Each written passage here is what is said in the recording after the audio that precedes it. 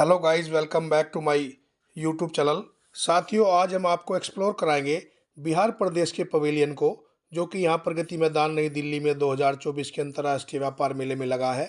बिहार अपनी लोक कला और शिल्प के लिए जाना जाता है, जैसे टेराकोटा कला, सिक्की कला, टिकुली और मधुबनी चित्रकला। ये जो आप सामने देख रहे हैं, यह बिहार की टेराकोटा कला है। मिट्टी से बनी कलाकृतियाँ से जुड़ा हुआ है।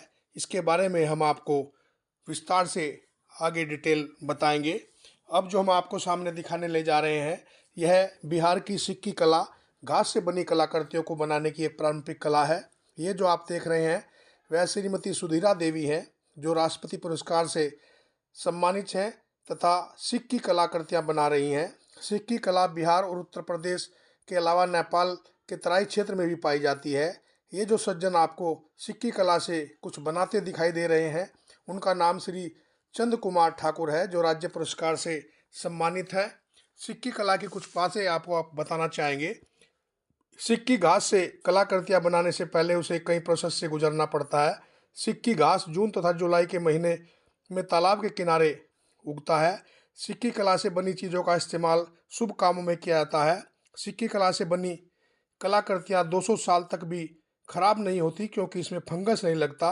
सिक्की कला को रूप देने के लिए टकवा या सुकवा तथा कटर या कैंची जैसे उपकरणों का ही इस्तेमाल किया जाता है।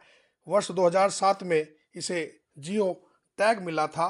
अब जो हम आपको एक्सप्लोर कराएंगे, यह टिकुली पेंटिंग है। टिकुली भारतीय महिलाओं द्वारा माथे पर पहनी जाने वाली बिंदिया के लिए एक शब्द है। ऐतिहासिक रूप से बिंदी का उपयोग महिलाओं की बौद्धिक भक्ति और विनम्रता के संरक्षण के प्रतीक के रूप में किया जाता है।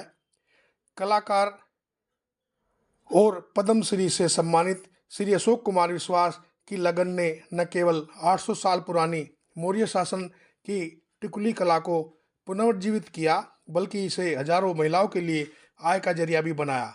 उपेंद्र महारती, एक प्रसिद्ध कलाकार, ने वर्ष 1954 में जापान जाकर इस कला को पुनर्जीवित करने का प्रयास किया।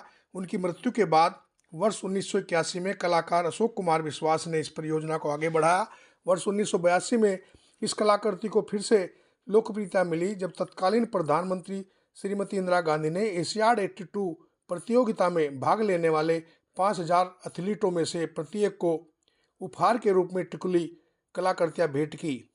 पद्मश्री से सम्मानित अशोक कुमार विश्वास के अनुसार टिकुली कला अब बिहार में पुनर्जीवित हो रही है।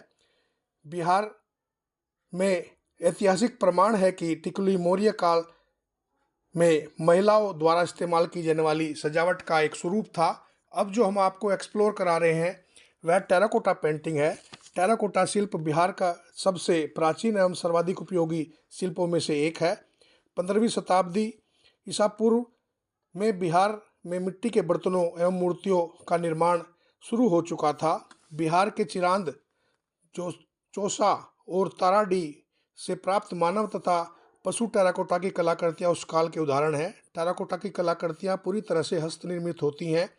टेराकोटा की कलाकृतियाँ मिट्टी के बर्तन, दैविक और प्राकृतिक कलाकृतियाँ और सजावटी कलाकृतियाँ जैसी कई चीज़ों को बनाने में इस्तेमाल की जाती है। टेराकोटा हड़प्पा सभ्यता के समय से ही कला का एक माध्यम रहा है। मौर्य काल में टेराकोटा की आकृतियाँ मुख्य रूप से मातृदेवी की हुआ करती थी।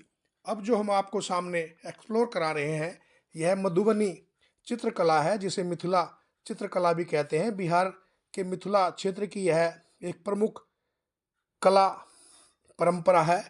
यह चित्रकला मुख्य रूप से महिलाओं द्वारा बनाई जाती है। यह श्रीमती शांति देवी पासवान बिहार की एक भारतीय मिथिला कलाकार हैं, जो मिथिला पेंटिंग की गोदना शैली में अपने काम के लिए जानी जाती हैं। इन्हें 2024 में गोदना पेंटिंग में योगदान के लिए भारत के चौथे सबसे बड़े नागरिक सम्मान पद्मश्री से सम्मानित किया गया था। उनके काम को संयुक्त राज्य America, Japan, Denmark, Malaysia, Germany, Hong Kong सहित अंतर्राष्ट्रीय स्तर पर प्रदर्शित किया गया। शांति देवी दुसाय जाति से ताल्लुक़ रखती हैं, जो पारंपरिक रूप से मिथिला पेंटिंग से जुड़ा रहा है।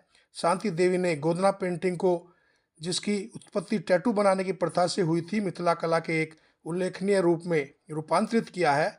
वर्ष 2023 में इनकी पेंटिंग को भारत के नई दिल्ली में आयोजित G20 बैठक में भी प्रदर्शित किया गया था। इस चित्रकला में प्राकृतिक रंगों का प्रयोग किया जाता है। अब जो हम आपको एक्सप्लोर करा रहे हैं वह बिहार संग्रहालय है। बिहार की राजधानी पटना के केंद्र में 13.5 एकड़ में निर्मित बिहार संग्रहालय की स्थापना वर्ष 2015 में हुई थी। आज़ादी के बाद आधुनिक रूप से बना यह देश का पहला अंतर्राष्ट्रीय मानक का संग्रहालय है, जहां विभिन्न कालखंड, परंपरा और संस्कृति का समृद्ध संकलन है। यह जो आप देख रहे हैं यह कुषाणकालीन गांधार कला शैली के अंतर्गत निर्मित बोधिसत्व की प्रतिमा। पाकिस्तान से प्राप्त शिष्ट पत्थर से निर्मित यह प्रतिमा बोधिसत्व को ध्यान मुद्रा में प्रदर्शित करती है। इसके हाथों के नीचे एक कमल पुष्प का अंकन है। अब जो हम आपको एक्सप्लोर करा रहे हैं वह काले पत्थर से बनी पूर्व मध्यकालीन 9वीं शताब्दी सूर्य की प्रतिमा। मुंगेर बिहार से प्राप्त सूर्य प्रकाश के देवता माने जाते हैं।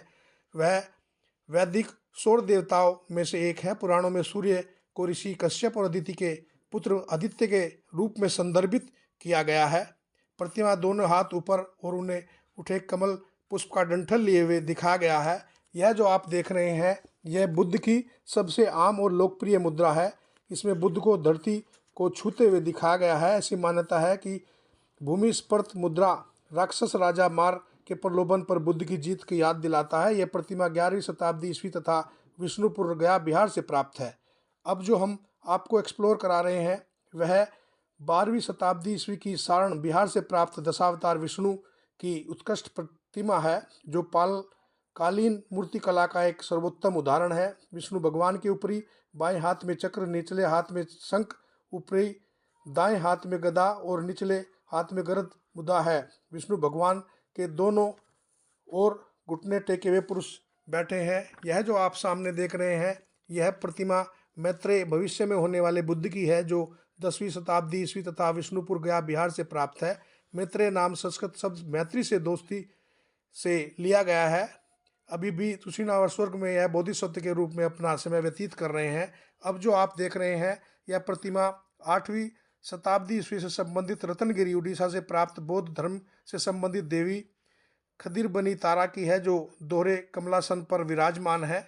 उसी के स्वरूप को हम आपको एक्सप्लोर करा रहे हैं। यह खंडोलाइट पुस्तर से निर्मित है। अब जो आप सामने देखने जा रहे हैं दीदार गजयक्षी को भारतीय मूर्ति कला का एक अद्वितीय तथा उत्कृष्ट उदाहरण माना जाता है। इस मूर्ति को संभवतः आज से लगभग 2000 या 2300 साल पहले मौर्य शासन काल के दौरान बनाया गया था। चुनार, मिर्जापुर, उत्तर प्रदेश के बलुआ पत्थर से निर्मित यह मौर्य कालीन विशेष पालिश से मुक्ति है। आदम कद मूर्तियाँ 1917 में पत्थर पटना के दीदारगंज में गंगा नदी के तट पर मिली थी। अब जो हम आपको एक्सप्लोर करा रहे हैं यह धूसर बलवे पत्थर से निर्मित गुप्तकालीन कीड़ारत नायिका 5वीं शताब्दी ईस्वी वास्तुकला से संबंधित है। अब जो आप देख रहे हैं वह प्रदर्शित प्रतिमा प्रणाल पालकालीन मंदिर वास्तुकला का एक उत्कृष्ट उदाहरण है। प्रणाल अर्थ है नाला, नाली या निर्गम होना। इसके अवलोकन से ज्ञात होता है कि यह 2 पशु आकृतियों हाथी एवं मकर के संयोजन से बनाया गया है। अब जो हम आपको एक्सप्लोर करा रहे हैं यह कोठी ब्रह्मदेव राम पंडित द्वारा सिरेमिक कला से बनाई गई है। सिरेमिक पदार्थ का उपयोग करके बर्तन तथा अन्य वस्तुएं बनाना कुम्भकारी कहा जाता है। इन बर्तनों को कठोर और टिकाऊ बनाने के लिए उच्च ताप पर पकाया जाता था। कुम्भकारी एक व्यापक शब्द है। बिहार की अन्य विशेष संस्कृति से भी आपको हम रूबरू कराते हैं। छठ पूजा बिहार का एक प्रमुख त्यौहार है, जो भगवान सूर्य को समर्पित है। बिहार की ईश्वर कोकिला स्वर्गीय शारदा सिन्हा हाजीपुर किले तथा आम के लीची के लिए जाना जाता है। बोध गया, जहाँ गौतम बुद्ध को ज्ञान प्राप्त हुआ। गांधी सेतु, यह दुनिया का सबसे बड़ा लंबा पुल है। महावीर मंदिर पटना भगवान हनुमान को समर्पित। अशोक की लाट वैशाली पटना का टूरिस्ट पॉइंट बनेगा। बिहार का विशेष भोज लिट्टी चोखा। अन्य भी जो यहाँ पर पवेलियन में लगे हैं उनको हम एक्सप्लोर करा रहे हैं, जैसे कि यह भागलपुर की सिल्क पेंटिंग का हैंडलूम का काउंटर है। आशा करता हूँ कि यह मेरा वीडियो आपको अच्छा लगा होगा। अच्छा लगा हो तो मेरे चैनल को लाइक, शेयर और सब्सक्राइब अवश्य करें। धन्यवाद।